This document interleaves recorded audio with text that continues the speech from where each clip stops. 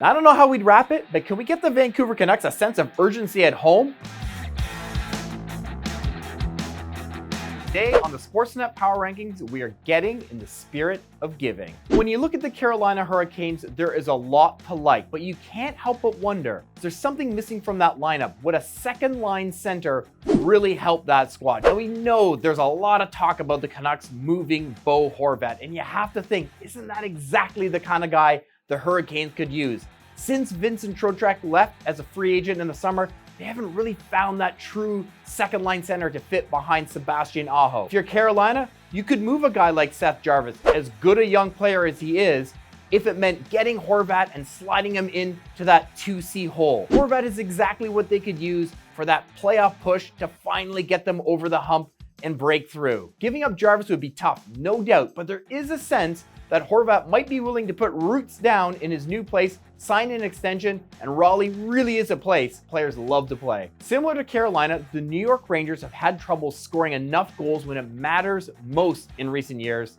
And boy, how nice would it be if they found Patrick Kane under their Christmas tree? Now, it wasn't a slam dunk Patrick Kane wanted to be traded out of Chicago before becoming a free agent in 2023. But as the losses pile up there, it's just become too bleak, too grim of a situation to see this guy wasting a spring when he could be chasing a fourth Stanley Cup title with a contender. A lot of teams would be lining up for Kane's services, and obviously there's going to have to be some cap gymnastics done, whether it's Chicago withholding some salary or finding a third party to eat some salary to make a deal happen. But remember this about the Rangers. They've got a leg up on the competition because they have 2 first-rounders in 2023 thanks to the Nils Lundqvist trade they made with Dallas before the season. The Blue Shirts can make a great pitch for Kane, and you have to wonder, would this guy like to play for another Original Six team in his home state of New York?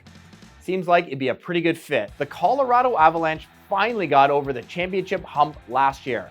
The biggest obstacle in their title defense, though, has been health. Can we get this team some injury bug repellent? Captain Gabriel Landeskog is yet to play a game thanks to offseason knee surgery. Nathan MacKinnon is out until the new year with an upper body injury, and it's not any better on the blue line where both Bo Byram and Josh Manson are on the sidelines right now. I think we're all waiting for Colorado to get it in gear and shoot up the standing, but the reality is that's a really big ask right now given how many key bodies are watching from the sidelines. A few teams are going to be asking Santa for some more saves in the crease, and certainly that applies to the Los Angeles Kings and Buffalo Sabres.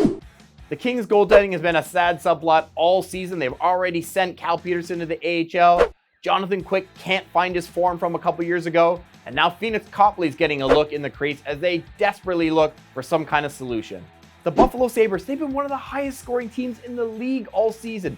So many things in place there, but the goaltending hasn't always been their strong suit.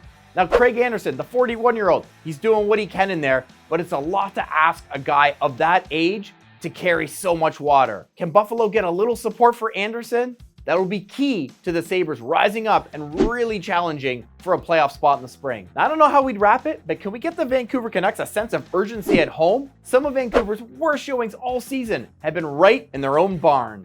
On the road, scoring goals has been no problem for the Canucks, but at home, they're one of the lowest scoring teams in the league, often sending their paying customers home very disappointed. Now, it's important this time of year to maintain a little sense of wonder, a little feeling that magic can be in the air. That can be a big ask for the bottom feeding teams, but whether they will admit it or not, you have to know they're all wishing for that first overall pick and the player who comes with it. We're all about to start watching Connor Bedard at the World Junior Championship, and you have to know the likes of Arizona, Columbus, Chicago, Anaheim, San Jose, they are all dreaming of the chance to select this generational prospect. The Boston Bruins, best team in the league this year. What do they need? How about a new contract for David Pastrnak? That would be a huge thing to check off the to-do list for the Bruins. The New Jersey Devils, they need the gift of a road mentality at home. Almost all their losses this year have come on home ice. Florida Panthers, can we get them the gift of 2018 Sergei Bobrovsky? Listen, he's been a little better of late, but just hasn't been the goalie they thought they were paying for when they signed him to that mega deal.